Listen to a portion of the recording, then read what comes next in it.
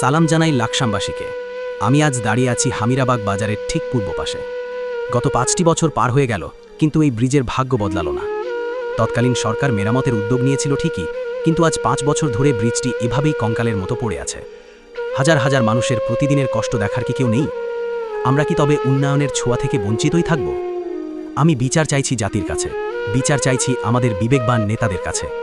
প্রিয় হামিরাবাগবাসী, এই ভিডিওটি আপনারা এত পরিমাণ শেয়ার দিন যেন এটি সরাসরি আমাদের অভিভাবক জনাব আবুল কালাম সাহেব এবং বর্তমান মেয়র হাজি মজিদ সাহেবের নজরে আসে।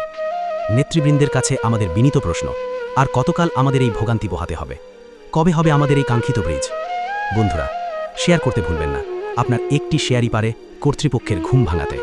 জয় হোক সাধারণ মানুষের। 5 বছরের অবহেলা আর হাজারো মানুষের ভোগান্তি, লাকসাম হামিরাবাগ বাজারের পূর্ব পাশের এই ব্রিজটি কি আদৌ হবে? মাননীয় মেয়র হাজি মজিদ সাহেব এবং আবুল কালাম সাহেবের দৃষ্টি আকর্ষণ করছি।